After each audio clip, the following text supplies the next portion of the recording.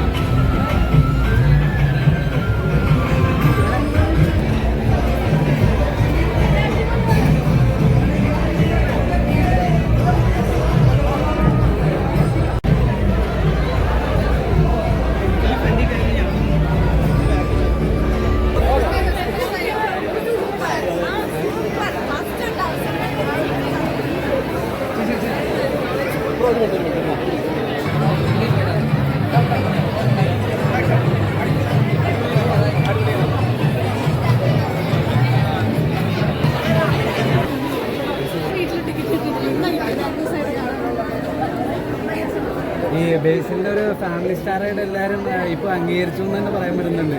അപ്പോൾ ബേസിലിനോട് ഈ കാര്യം പറഞ്ഞിരുന്നോ, വിളിച്ചിരുന്നോ?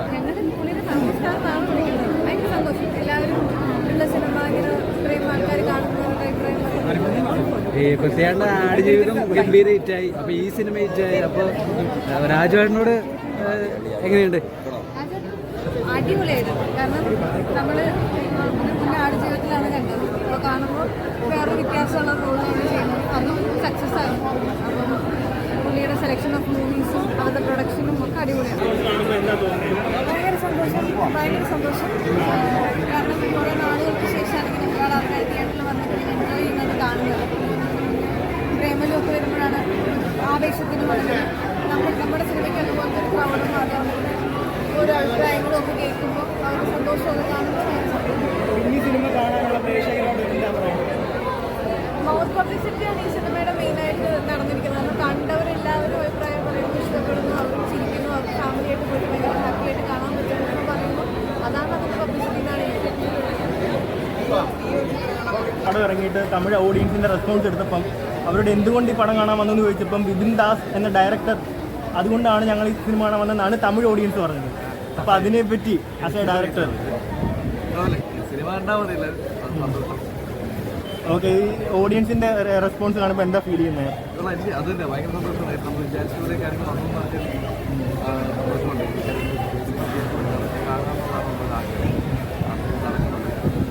അപ്പോൾ ഇപ്പോഴത്തെ ഒരു നിലവിലുള്ളൊരു ട്രെൻഡാണ് പഴയ സോങ്ങുകൾ വീണ്ടും കൊണ്ടുവരുന്നത്. അപ്പം ഈ സിനിമയിലും അത്തരത്തിലൊരു സോങ് കൊണ്ടുവന്നിട്ടുണ്ട്, അത് വീണ്ടും ട്രെൻഡ് ആയിക്കൊണ്ടിരിക്കുകയാണ്.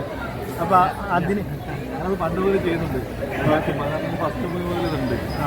പുതിയ ചെയ്യുന്നൊരു കാര്യം തോന്നുന്നില്ല. എനിക്കത് യൂസ്ഡാണ്. അതിപ്പോൾ ട്രെൻഡിങ് ആയെന്ന് തോന്നുന്നു. ഞാൻ പണ്ട് പോലെ ചെയ്യുന്നില്ല. പൃഥ്വിരാജ് ആരാധകരൊക്കെ പറയുന്നത് രാജുവേട്ടന് കോമഡി ചെയ്യാൻ പറ്റില്ലെന്നുള്ള പറയുന്നവരുടെ വായ അടപ്പിക്കുന്ന സിനിമയാണ് ഇതെന്നാണ് എല്ലാവരും പറയുന്നത്. രാജുവേട്ടൻ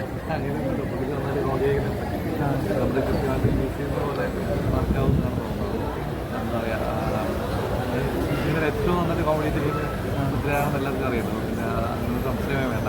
പക്ഷേ രാജുവേട്ടൻ ഇൻ്റർവ്യൂവിലൊക്കെ പറഞ്ഞത് കോമഡി എനിക്ക് അധികം ചെയ്യാൻ പറ്റത്തില്ല, ഞാനതുകൊണ്ട് ഡയറക്ടറിനെ ഫുള്ളി ട്രസ്റ്റ് ചെയ്തിട്ടാണ് ഈ സിനിമ ചെയ്തതെന്നാണ് പറയുന്നത്.